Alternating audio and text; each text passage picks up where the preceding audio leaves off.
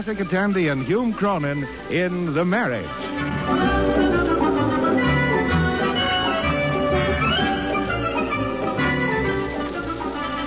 With the conviction that marriage remains the most popular domestic arrangement between friendly people, NBC takes pleasure in presenting one of the most distinguished couples of the American theater, Jessica Tandy and Hume Cronin, transcribed as Liz and Ben Marriott in the love and laughter of The Marriage.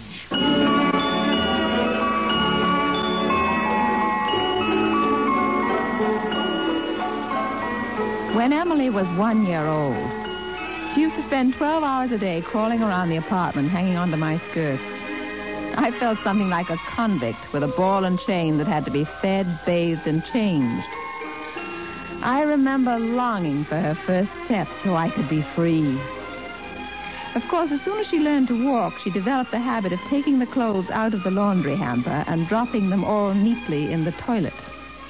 This sort of thing has gone on ever since, figuratively speaking, of course. The latest example started on a Friday night a few weeks ago. Pete had locked himself in the bathroom an hour before, and Ben was checking up on him. Pete?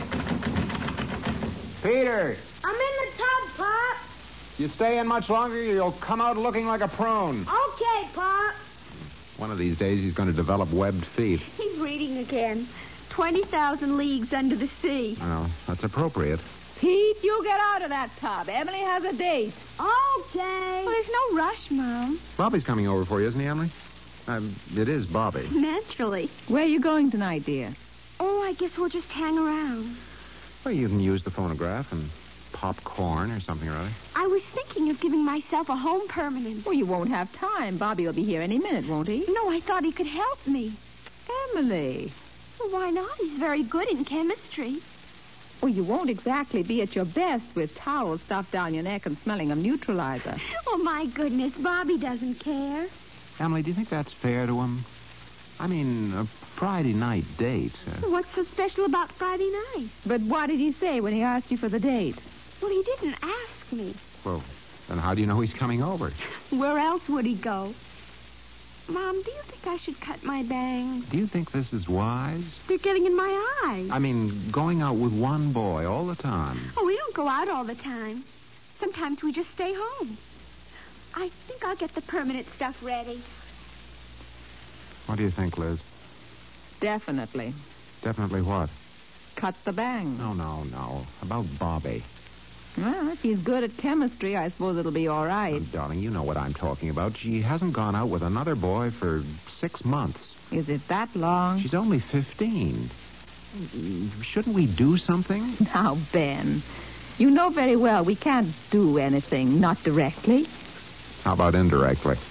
Well, we've never screened Emily's friends before. We've trusted her that she'll figure things out all right. We've got to stick by that, Pen. Yeah, I suppose so. She's 15. That's an age of exploration, searching. I'm all for searching. It's the premature finding that... That's Bobby. Oh. I'll get Peter out of the water into dry dock. Will you get it, please, Daddy? Okay. Oh, I'm afraid it's stuck again. Take your hand off it, Bobby. I did. That's my glove. The finger's still stuck. Here. I'll get it. Well, come on in. Oh, thank you, Mr. Marriott. Emily's expecting you. Oh, she is? That's nice. She'll be out in just a minute. I'm afraid you'll have to wait, though. Oh, I don't mind. Well, how are you, Bobby? Do you mind if I don't shake hands? No. No, not if you don't want to. Oh, it isn't that. I mean, I don't actually mind shaking hands with you, Mr. Marriott. Something wrong with your hand? It's because I'm 6'3". That affects your hand? Only the right hand. Oh, naturally. Bobby, I'm not quite following the physiology here. I catch right-handed. That's why they made me the first baseman. My hand is sore. Oh, baseball. Yes. I thought it'd be all over when the basketball season was over, but the basketball coach told the baseball coach about me. He said 6'3" first basemen don't grow on trees. Well, height's an advantage. Oh, yes. I have to lean out this way to catch the ball. I'm 2 feet closer to third base than anybody else in school. Except the third baseman, of course. That's quite a distinction. I'm supposed to reach behind me with my foot to tag the base. It doesn't work, though. Why not? It's never there. I'm sure you'll find it someday, Bobby. Emily! Oh, hello, Bobby. Hello. Bobby, you wouldn't mind helping me with the home permanent, would you? Oh, it's all right with me. I've got Pete started. Oh, hello, Bobby. Hello, Miss Marriott. I'll have to shampoo it first. Emily, you're not really going to do your hair. Well, why not? Well, you've got a guest. Well, Bobby isn't a guest. Are you? Well, I don't mind, really. Why don't you go to a movie or something where you can be together? Oh, we can be together over the kitchen sink while I'm washing my hair. Come on, Bobby, you can help me. You're not going to change your hair, are you? Well, don't you want me to? I don't know. Whatever you want to do. Liz, I can't quite put my finger on it, but I have a feeling that there's something wrong with this whole situation. It is a little bizarre, isn't it? I don't know if I like the idea of his shampooing her hair. Oh, Ben, really? Well, it's symbolic. Of what? Why don't they go out somewhere? Maybe they don't want to. Well, why don't they want to? Liz, I'd feel a whole lot better if they were in a movie balcony or walking in the park. I'd feel safer. Oh, Ben, that's absolutely ridiculous. Where can they be safer than right here at home? Well, I don't mean safer. I safer. Oh, that what you mean? Well, no, not exactly. Oh! What's that? Bobby, you're dripping soap down my neck. Oh, I'm sorry. You see what this leads to? Soap down the neck? No, I'm serious, Liz. Emily's too young for this kind of emotional involvement. She's hardly ever gone out with other boys. Don't you think you may be taking this a little out of proportion, Ben? They just like each other. They like to be with each other, talk to each other. Liz, after 6 months, there comes a point when there's nothing left to say. Gives me a cold shiver to hear a girl of 15 talking as if she just celebrated her silver wedding anniversary. Oh, for goodness sakes, Bobby, where did you learn how to shampoo? You're scratching. I can't be. I bite my fingernails. Well, you'll have to stop that, Bobby. You see? It's all settled. She accepts it as a foregone conclusion. Aren't you confusing a simple shampoo with a formal engagement? Liz, don't you think that they should be a little less settled? I mean, at her age, now, seriously. I suppose so. But we can't really interfere. I know. But if she went out with a lot of different kids, well, they'd be starting from scratch every time, emotionally speaking, I mean. Well, now, speaking emotionally, as I remember our first No, date... that was an entirely different circumstance. You were at least 24 years old. 22, and such a young 22. Well, you weren't 15 anyway. There ought to be something we can do. Oh, Bobby, you almost drowned me. Well, you don't want soap film on your hair. You've got to be squeaky clean. There, Ben, you see, you haven't a thing to worry about. Emily is going to be squeaky clean.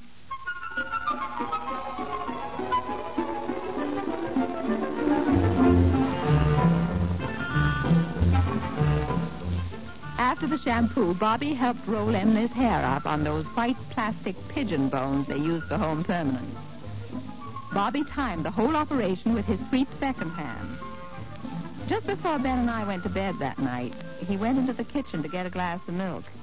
And he looked worried when he came back. I don't know. Oh, Ben, you look like the father in a 19th century melodrama. I feel like one. Well, what's the matter?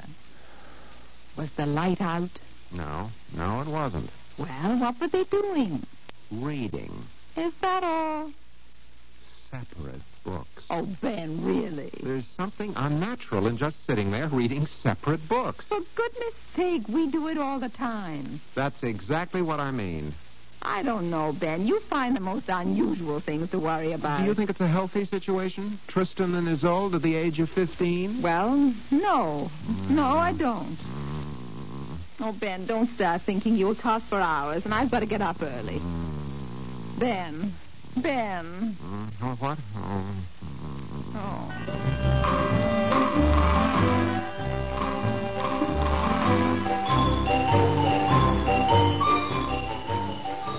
Bobby left around midnight, and Ben was still tossing.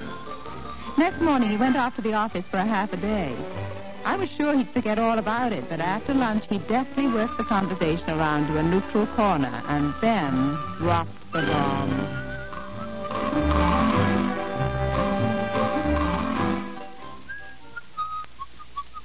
Emily, you got a date for tonight?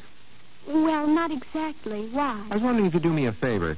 Mr. Burns has a nephew who's coming into town this afternoon. He has? He asked me if I knew a nice girl that Harold could go out with. And what did you say? Well, I said I'd ask you. I'd ask you whether or not you'd mind. You mean you made a date for me? Unilaterally? Well, I just said I'd ask you. Do I have to? He's a very nice boy. Your age. My age? Honestly, Daddy. What's wrong with going out with a boy your age? Daddy, there are certain physiological and psychological facts. Girls are older at the same age than boys are. I can't even follow that. He's an intelligent boy, and he goes to school in Pennsylvania. How would you like it if I fixed you up with a strange woman from Pennsylvania? I might object, dear. I suppose you'll lose face at the office if you can't talk me into it. Well, you don't have to if you don't want to. No, I don't suppose it would kill me. I'll have to get my suedes out of the shoemakers. Ben, did he really? Who? What? Burns, did he really approach you? Well, halfway at least. I thought if we could break this pattern that she might see that she doesn't have to be handcuffed to Bobby Logan. I hope it works out that way. Oh, why shouldn't it? Well, Liz, what do you think she should wear?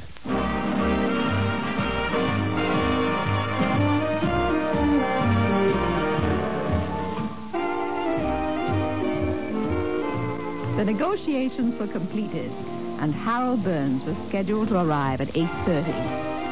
After supper, Emily went in to get ready, and Ben sat waiting nonchalantly in the living room. Eventually, Harold arrived. We were used to Bobby Logan, who barely got in the door each time he called. Harold Burns made it to the living room without tripping over anything, which impressed us a great deal. Harold was a nice-looking boy. He sat down on the couch and said hello quite politely.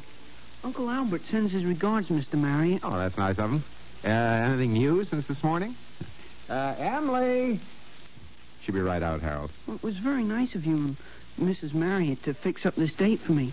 I've been in Pennsylvania since Christmas. 3 solid months. Pete, you better get that model picked up and start to bed. Oh, excuse me. Is that a 1919 Stutz Bearcat? Yeah, 16 cylinders. Did you build it from a set? Yeah. Ah, I made one from scratch once. Yeah? What did you use for the wheel spokes, Pete? Lollipop sticks. They're a little too thick. Try a medicine applicator. Thanks, I will. Are you a model car builder, Harold? Well, when I was a little younger. Oh, yeah, of course. I just happened to have a 1911 Stutz with me at Uncle Albert's.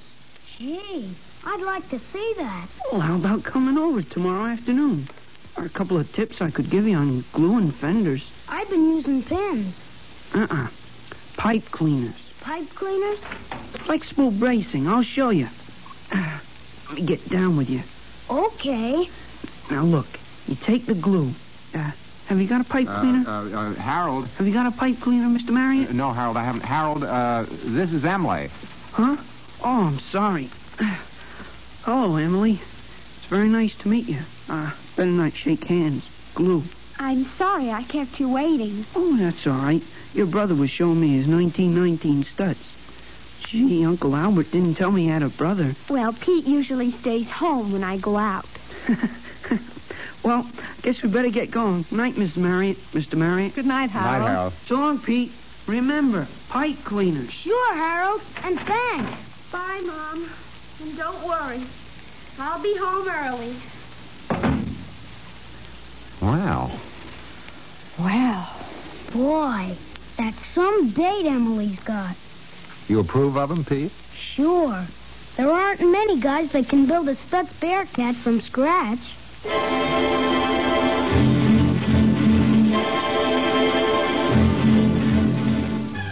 Ben and I finally got Pete off to bed and had another cup of coffee in the kitchen. Anyway, he's a perfectly acceptable boy of Emily's own age. And he's a 3-month veteran of Pennsylvania. I thought he was a very nice boy. So did Pete. Sit still. I'll get it. All right, all right. Get your finger off. Uh-oh. Ben, it couldn't be. Would you like to answer? No, Ben, go ahead. You wake Pete. Maybe he'll go away. Ben, answer the door. Ask him in. Bobby, you can take... Bobby, hey! Come on back here. Oh, hello. What were you going to do? Just leave your glove? Well, I was going to leave it in the bell until I could borrow a pair of pliers or something. Come on in. We're having coffee out in the kitchen. Coffee? Well, you can have milk. Oh, I suppose I should start drinking coffee, just for appearances. Why, hello, Bobby. Did Ben explain? Oh, yes, I get milk. Huh? Ben, didn't you... Not yet. Well, how did the permanent turn out on Emily? Oh, fine. It's easy with a sweep second hand. Did you know that Emily curls in 18 minutes, 7 3/10 seconds? No, I didn't. After that, she kinks. Oh. Bobby, Emily isn't here, you know. No, I didn't. Well, that's funny. Was she expecting you? Oh, no. Did she go to the movies? I'm not sure. She went out on a date.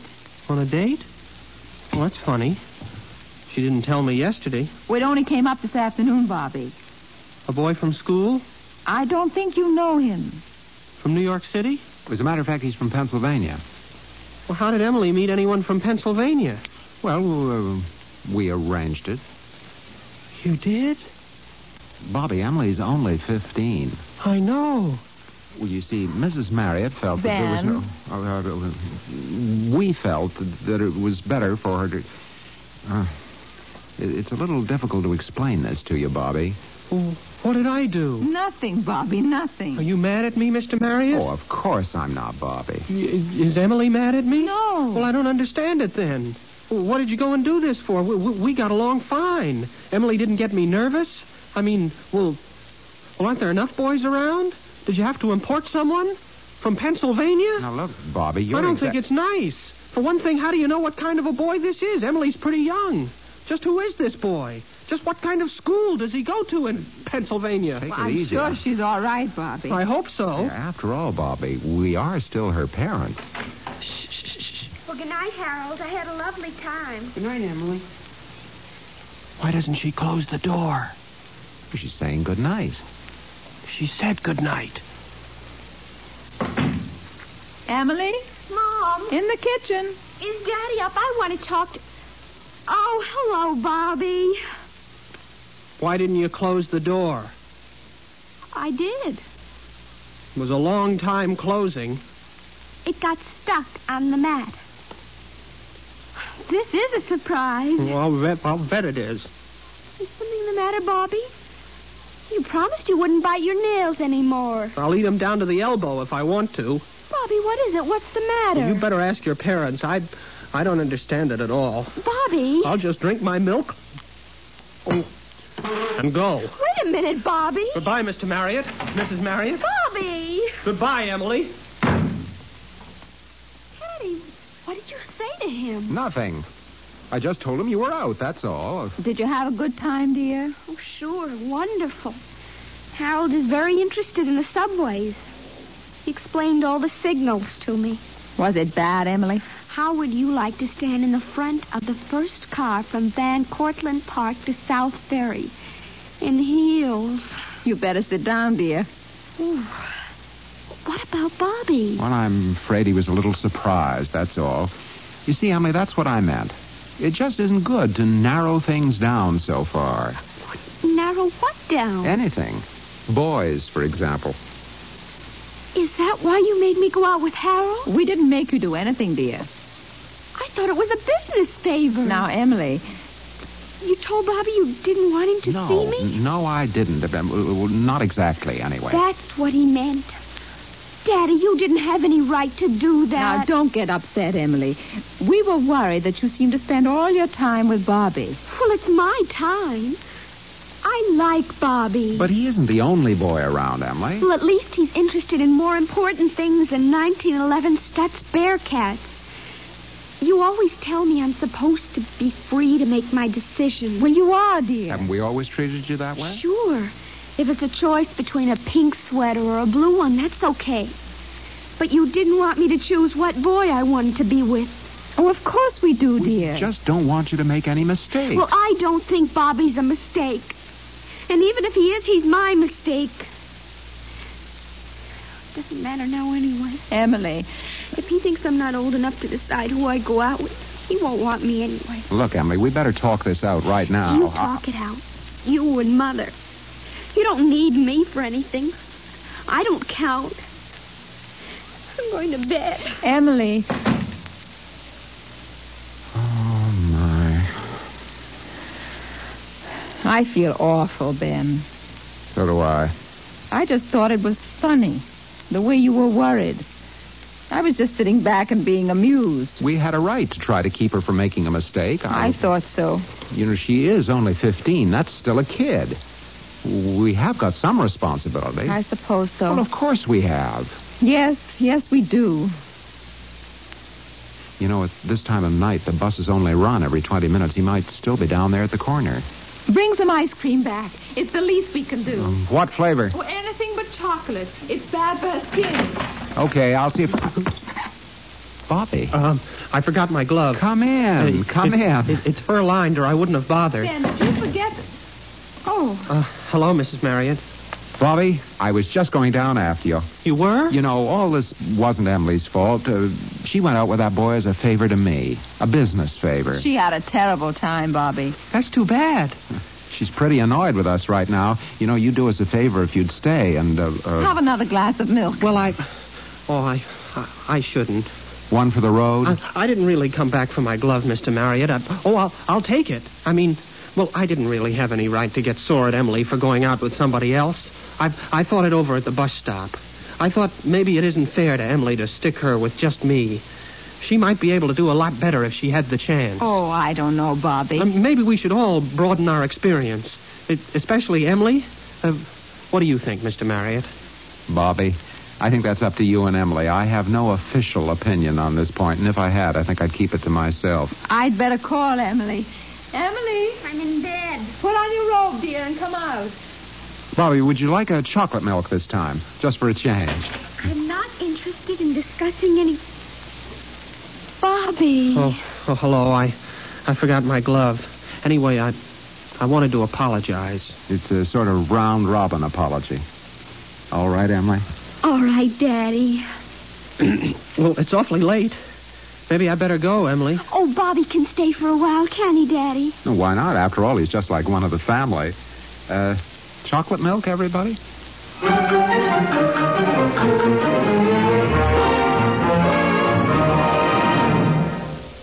Ladies and gentlemen, this is Hume Cronin, or Ben Marriott, if you prefer. My wife and I want to tell you what satisfaction it's given us to bring you the marriage.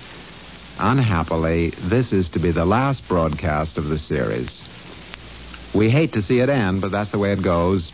I hope we'll be back again with you someday. And now I think Jessie'd like to say something. Well, I simply want to thank all of you who've taken such an interest in the marriage. And to thank most particularly those of you who've written to us. We're just beginning to catch up in answering your letters. If you would like to see the marriage continue, will you please let us or your local station or NBC know about it? It helps. And now, goodbye from the whole Marriott family. We've enjoyed these Sunday evenings very much. Hume? Just good night and goodbye.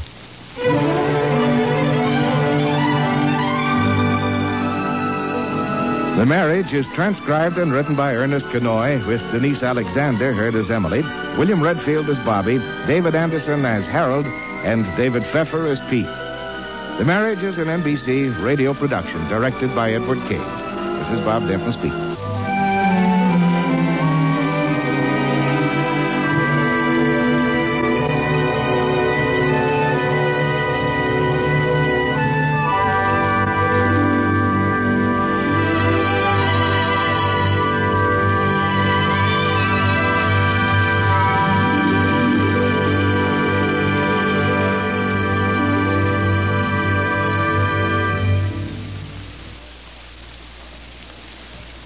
Listen to Jan Murray in Sunday at Home tonight on the NBC Radio Network.